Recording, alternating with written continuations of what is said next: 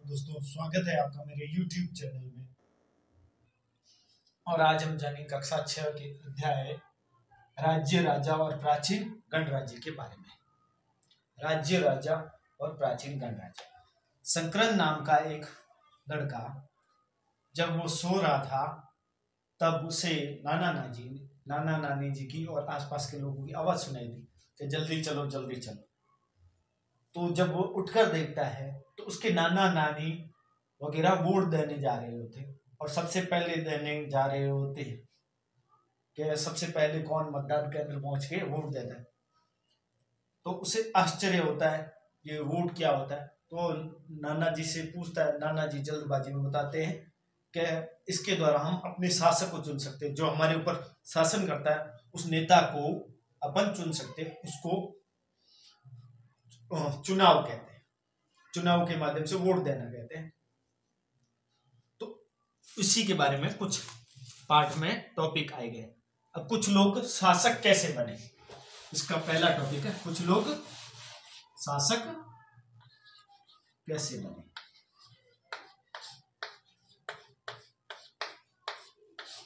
शासक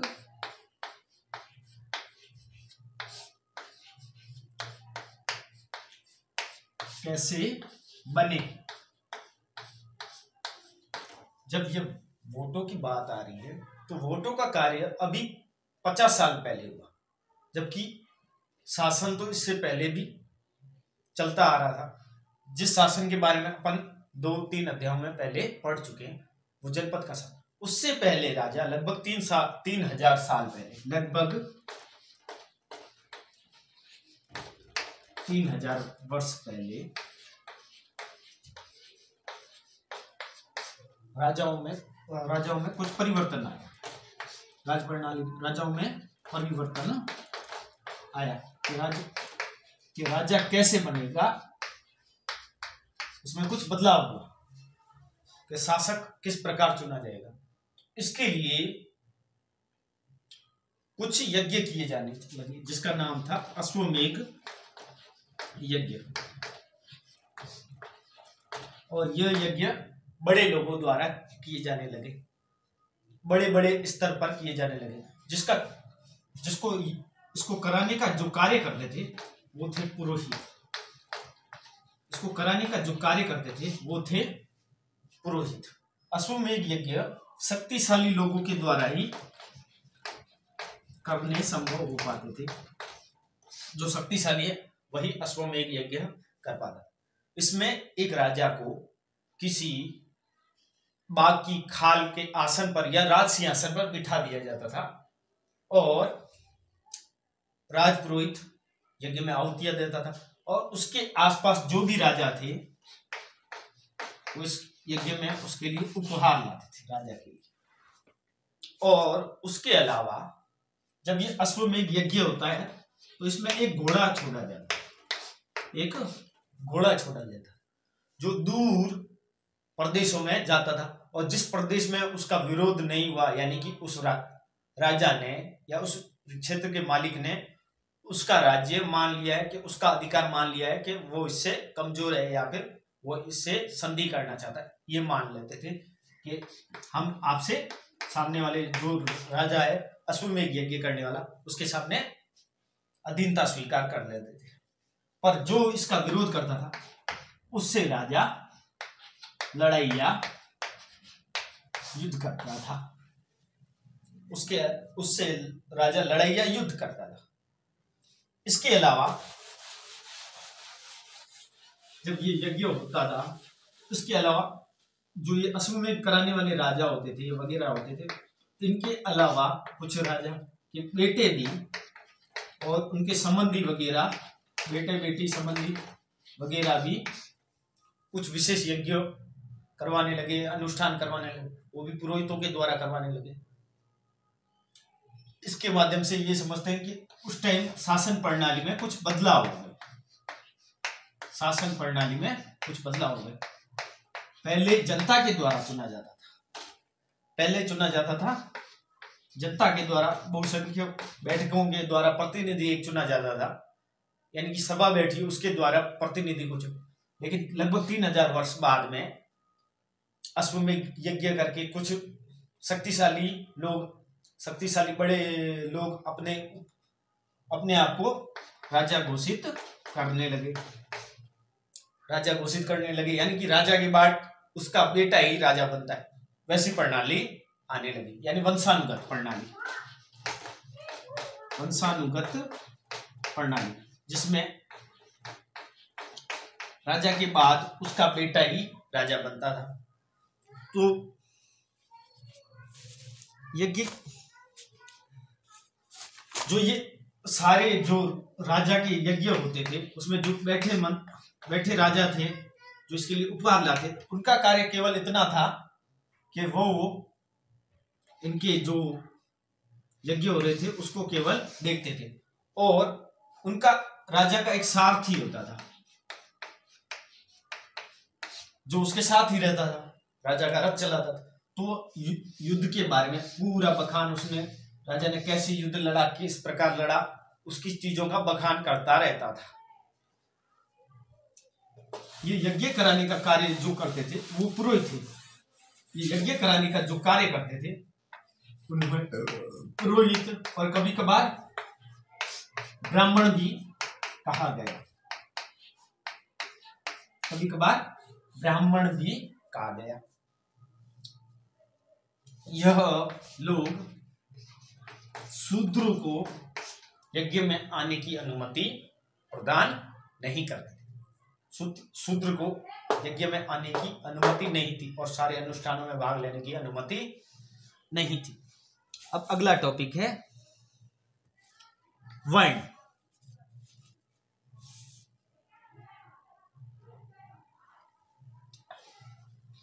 ये पुरोहित एक विशेष जल का छिड़काव करते थे, अभिमंत्रित जल, यानी यज्ञ में होता है कुछ मंत्र बोल के यज्ञ करके अभिमंत्रित जल राजा के ऊपर छिड़कते थे, और इनके लिए, राजा के लिए यह तो उपहार लाते थे राजा, और कुछ अन्य लोग भी, वैश्य लोग भी उपहार लाते थे, वैश्य लोग भी उपहार लाते थे। जिसे वैश्य सामान्य लोग जिसे कहते हैं। अब आती है वर्ण व्यवस्था। वर्ण व्यवस्था, जो पुरोहित थे उन्होंने वर्ण व्यवस्था को जन्म के आधार पर बांटा। जन्म के आधार पर जिसका जिस कुल में जन्म हुआ उसके आधार पर उसको उसी भाग में बांटा गया। ब्राह्मण के कुल में जन्म लेने वाले को ब्राह्मण ही माना गया, और उसका कार्य यज्ञ करना और अध्ययन इत्यादि कराना था। अध्ययन वगैरह कराना यानी कि शिक्षा का कार्य इसको करना था। फिर थे क्षत्रिय, इनका कार्य युद्ध करना और राज्य की रक्षा करना होता था। फिर आता है वैश्य, इसमें पशुपालक और वह व्यापारी वर्ग था, जो कुछ पशु पालते थे, कुछ व्यापार करते थे, व्यापार करने का कार्य करते थे। अब चौथा आता है शूद्र, उनका कार्य सेवा करना था, और सेवा इन तीनों की। कई बार क्षत्रिय को भी यज्ञ करवाने के अधिकार थे, यज्ञ करा सकते थे, लेकिन करवाते ब्राह्मण से थे। क्षत्रिय और वैश्य कराने का अधिकार था, इसको यज्ञ कराने का अधिकार नहीं था। इसके अलावा स्त्रियों को भी शूद्रों के समान ही माना गया, और उनको भी वेद अध्ययन करने की या फिर शिक्षा देने की अनुमति प्रदान नहीं की गई, उनको भी शूद्रों की श्रेणी में माना गया, क्योंकि ये वर्ण व्यवस्था जन्म के आधारित थी। अब जब ऐसी व्यवस्था थी तो कुछ भागों में, जैसे कि पूर्वोत्तर, पुरोहितों के अनुसार वर्ण दंड के तौर पर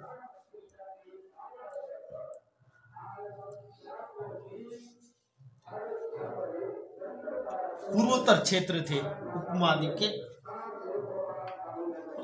के पूर्वोत्तर क्षेत्र थे, उन्होंने इस वर्ण व्यवस्था का विरोध किया।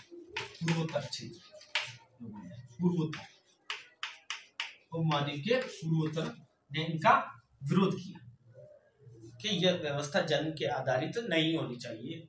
और कुछ वहां के लोगों ने भी विरोध किया कि वर्ण व्यवस्था जन्म पर आधारित वर्ण व्यवस्था, जन्म पर आधारित वर्ण व्यवस्था नहीं होनी चाहिए, क्योंकि इसके कारण सामाजिक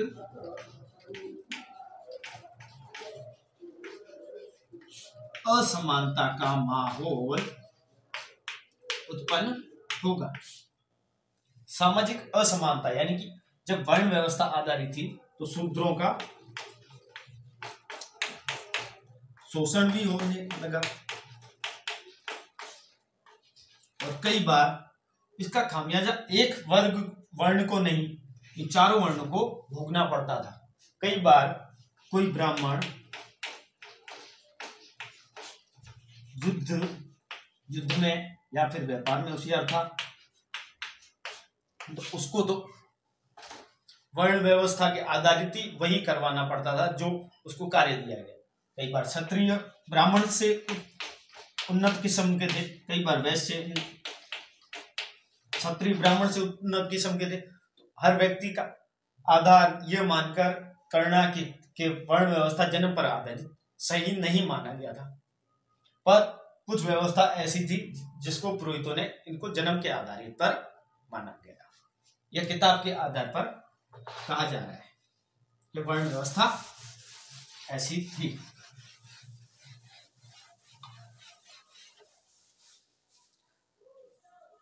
अब है जनपद। जनपद यानी लोगों का समूह।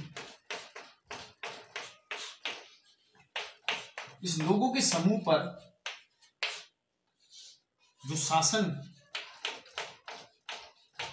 किया जाता है एक जगह पर,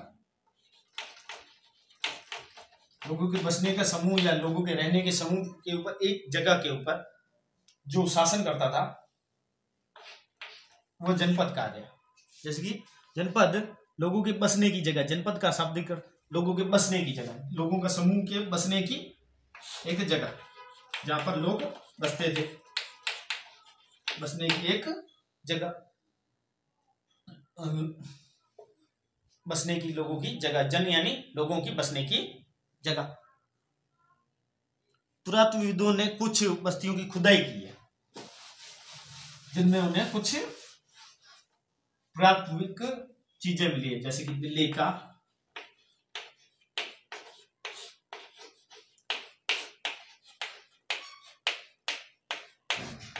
पुराना किला, मेरठ के पास हस्तिनापुर,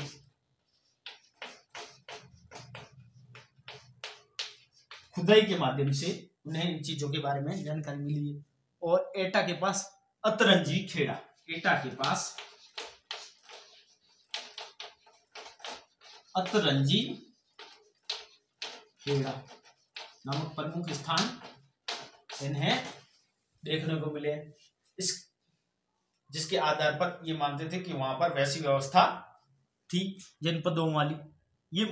ये लोग झोपड़ियों में रहते थे, ये लोग झोपड़ियों में रहते थे और मवेशी वगैरह पालते थे, मवेशी वगैरह पालते थे। और ये गेहूं, चावल, ये चावल जो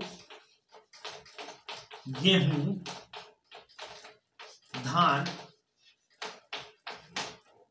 चावल, गेहूं जो धान, दालें, तिल, सरसों की खेती किया करते थे। इसके अलावा ये कुछ मिट्टी के बर्तनों का भी उपयोग करते थे। अब मिट्टी के बर्तन कैसे थे? या तो धूसर रंग के, या धूसर, या फिर लाल रंग के थे। जिन्हें धूसर चित्रित पात्र भी कहा गया। धूसर चित्रित पात्र भी कहा गया।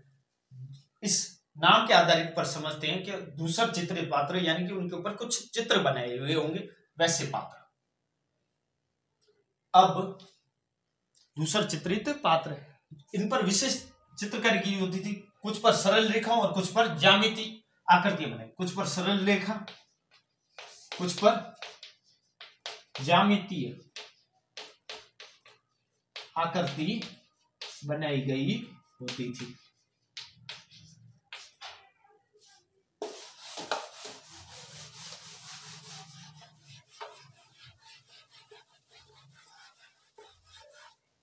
अब आता है अगला टॉपिक अपना, महाजनपद। महाजनपद, जो कुछ जनपद थे जिन पर लोगों के बसने की जगह थी, लोगों के कुछ बसने की जगह थी, जिस लोगों के जनों के या फिर लोगों के मान लो, या फिर जनों के बसने की जगह। तो ऐसी जगह, कुछ जगह महत्वपूर्ण हो गई, कुछ जगह महत्वपूर्ण हो गई। उन्होंने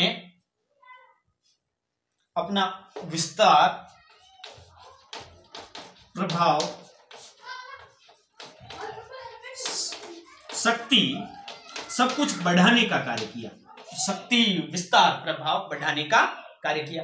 अब जब ये तीनों चीजें उनके पास थी, वह महत्वपूर्ण हो गए, महत्वपूर्ण हो गए।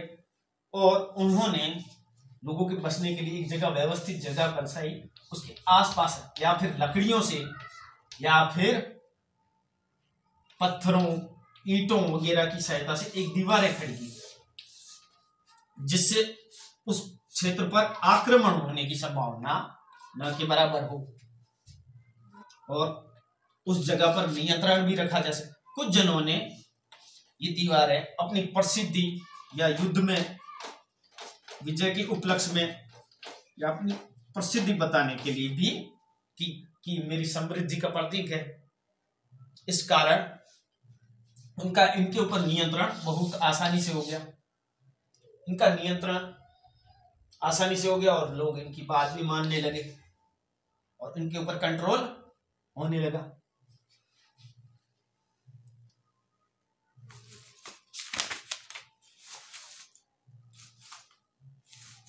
अब राजा लोग स्थायी सेना भी रखते थे और उन्हें कर्मचारी भी रखते थे कुछ, तो उन्हें भुगतान के रूप में आहत सिक्के भी प्रदान करने लगे। धीरे धीरे उन्होंने सिपाहियों को नियमित महीने के हिसाब से वेतन देना स्टार्ट किया। जैसे कि अपन आज सैलरी लेते हैं, उसी टाइम आहत सिक्के बांटे गए। अब सिक्के बांटने के लिए उनको करना होता है इकट्ठा कर। अपना टॉपिक यही है अगला, कर। अगर सिक्के बांटने होंगे तो उन्हें धन भी इकट्ठा करना पड़ेगा। अब कर की व्यवस्था उस टाइम कैसी थी? ज्यादातर लोग कृषक थे तो करते थे कृषि। कृषि का 1/6 भाग उपज का वो राजा को कर के रूप में देना पड़ता था। कृषकों को, कारीगरों को उसके बदले श्रम देना पड़ता था। कर की जगह श्रम। लोहार और सोनार इसकी जगह अपने महीने में एक दिन केवल राजा के लिए काम करने लगे। उसके अलावा पशुपालक मवेशी वगैरह, जानवर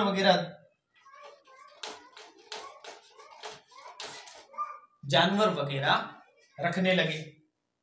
पशुपालक जानवर वगैरह रखने लगे, पशुपालकों से जानवर लेने लगे, मवेशी लेने लगे। और इसके अलावा जब जंगलों में खाद्य संग्राहक थे, उनसे वह जंगलों से प्राप्त वस्तुएं भेंट स्वरूप लेने लगे और इसी के माध्यम से उनकी आजीविका चलने लगी। अब कृषि में भी धीरे धीरे परिवर्तन होने लगा। कृषि में भी परिवर्तन होने लगा। कृषि में भी परिवर्तन होने लगा। कृषि का परिवर्तन कैसा हुआ? पहले लोग लकड़ी का जो हल था उसका उपयोग करते थे। जो लकड़ी थी उसके माध्यम से मिट्टी को खोदते थे। अब लोहे की फाल आने लगी। लोहे की फाल से मिट्टी खोदना बहुत ही आसान हो गया। लकड़ी से खोदोगे तो उससे ज्यादा लोहे की बारे में जानकारी मिली, तो लोहे की फाल से खोदना बहुत ही उनके लिए आसान हो गया, जिससे फसल और अच्छी होने लगी। उसके बाद क्या हुआ, जब ये पहले धान को बीज पिरोते थे, बीज को डालते थे गड्ढा करके, उसकी जगह उन्होंने अब पौधे रोपना भी प्रारंभ कर दिया, धान के पौधे, जिसके माध्यम से फसल और अच्छी होने लगी और जल्दी उपज प्राप्त होने लगी, जिससे उन्हें भी मुनाफा होने लगा और राजा को भी बहुत अच्छी पैदावार की वजह से, ज्यादा पैदावार होने की वजह से उसे ज्यादा कर मिलने लगा, जिसके माध्यम से उसकी स्थिति सुदृढ़ होने लगी, यानी मजबूत होने लगी। उसकी स्थिति मजबूत होने लगी। अब अगला टॉपिक है अपना सूक्ष्म निरीक्षण मगध।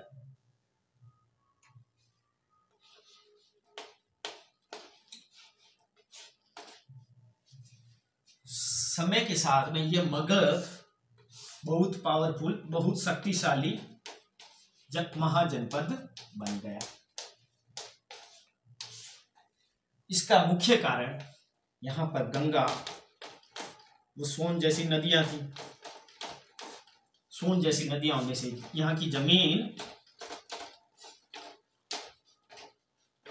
उपजाऊ थी, जिससे खेती में भी लाभ होने लगा।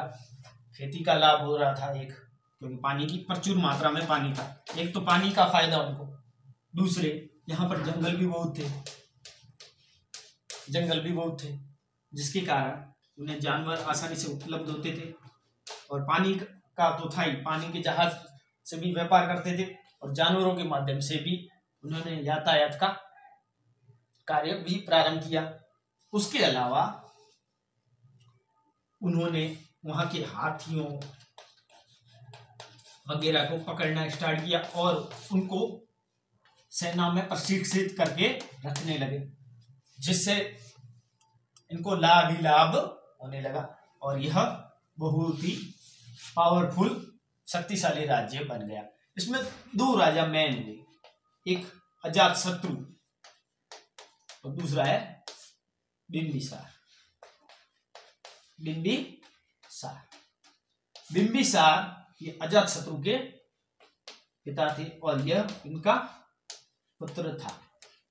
इन दोनों ने साम्राज्य को बढ़ाने के लिए नए नए तरीके, नई नई टेक्निक खोजी। कभी किसी से शादी कर ली और आपस में संबंध बढ़ाने स्टार्ट किए। सेना को प्रशिक्षित करने के लिए कुछ न कुछ कार्य करते रहे कि सेना मेरी कैसे बढ़े, मेरा साम्राज्य कैसे बढ़े। इसलिए नई नई टेक्निकें यूज करनी स्टार्ट की।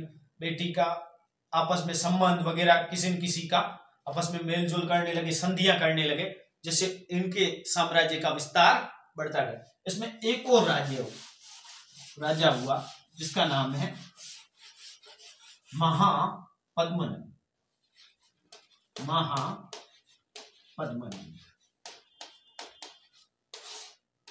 यह भी बहुत ही पावरफुल राजा हुआ, जिसने